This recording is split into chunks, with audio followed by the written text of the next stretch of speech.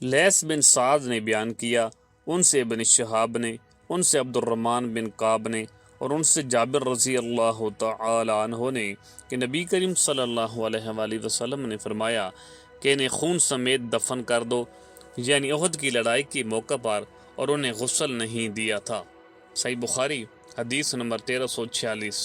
ابن شہاب نے بیان کیا، ان سے عبد الرحمن بن کعب بن مالک نے، اور ان سے جابر بن عبداللہ رضی اللہ تعالی عنہ نے کہ رسول اللہ صلی اللہ علیہ وآلہ وسلم احد کے دو شہیدوں مردوں کو ایک ہی کپڑے میں کفن دیتے اور پوچھتے کہ ان میں قرآن کس سے زیادہ یاد ہے۔ پھر جب کسی ایک طرف اشارہ کر دیا جاتا تو لحد میں سے اسی کو آگے بڑھاتے اور فرماتے جاتے کہ میں ان پر گواہ ہوں۔ آپ نے خون سمیت انہیں دفن کرنے کا حکم دیا، نہ ان کی نماز جنازہ پڑھی اور نہ انہیں غسل دیا۔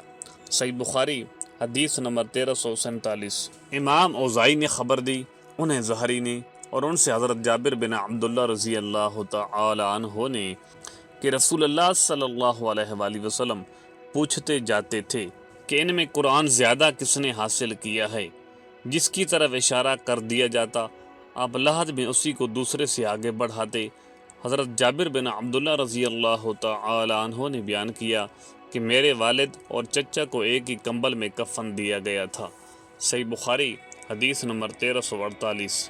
عبد الوہاب نے بیان کیا، کہا ہم سے خالد ازا نے، ان سے اکرمہ نے، ان سے ابن عباس رضی اللہ تعالی عنہ نے کہ نبی کریم صلی اللہ علیہ وآلہ وسلم نے فرمایا کہ اللہ تعالیٰ نے مکہ کو حرم کیا ہے، نہ مجھ سے پہلے کسی کے لیے یہاں قتل و خون حلال تھا اور نہ میرے بعد ہوگا، اور میرے لیے تھوڑی دیر کے لیے فتح مکہ کے دن حلال ہوا تھا، پس نہ اس کی گھاس اکھاڑی جائے، نہ اس کے درخت قلم کی جائیں، نہ یہاں کے جانوروں کو شکار کے لیے بھگایا جائے، اور سوا اس شخص کے جو اعلان کرنا چاہتا ہو کہ یہ گری ہوئی چیز کس کی ہے، کسی کے لیے وہاں سے کوئی گری ہوئی چیز اٹھانی جائز نہیں۔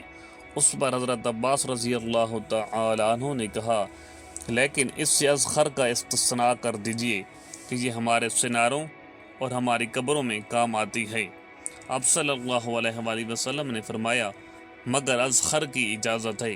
ابو ہریرہ رضی اللہ تعالی عنہ کی نبی کریم صلی اللہ علیہ وآلہ وسلم سے روایت میں ہے، ہماری قبروں اور گھروں کے لیے۔ صحیح بخاری حدیث نمبر 1349۔ سفیان نے بیان کیا، عمر نے کہا میں نے جابر بن عبداللہ رضی اللہ تعالی عنہ سے سنا، انہوں نے کہا کہ رسول اللہ صلی اللہ علیہ وآلہ وسلم تشریف لائے تو عبداللہ بن ابی منافق کو اس کی قبر میں ڈالا جا چکا تھا، لیکن آپ صلی اللہ علیہ وآلہ وسلم کے ارشاد پر اسے قبر سے نکال لیا گیا۔ پھر آپ صلی اللہ علیہ وآلہ وسلم نے اسے اپنے گھٹنوں پر رکھ کر لعاب دہن اس کے منہ میں ڈالا اور اپنا کرتا اسے پہنایا۔ اب اللہ ہی بہتر جانتا ہے، غالباً مرنے کے بعد ایک منافق کے ساتھ اس کی احسان کی وجہ یہ تھی کہ انہوں نے حضرت عباس رضی اللہ تعالی عنہ کو ایک قمیض پہنائی تھی۔ غزوہ بدر میں جب حضرت عباس رضی اللہ تعالی عنہ مسلمانوں کے قیدی بن کر آئے تھے، سفیان نے بیان کیا کہ ابو ہارون موسیٰ بن ابی عیسیٰ کہتے تھے کہ رسول اللہ صلی اللہ علیہ وآلہ وسلم کے استعمال میں دو کرتے تھے۔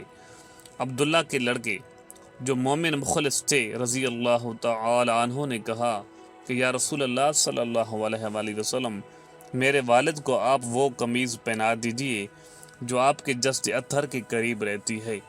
سفیان نے کہا، لوگ سمجھتے ہیں کہ حضرت صلی اللہ علیہ وآلہ وسلم نے اپنا کرتا اس کرتے کے بدل پہنا دیا جو اس نے حضرت عباس رضی اللہ تعالی عنہ کو پہنایا تھا۔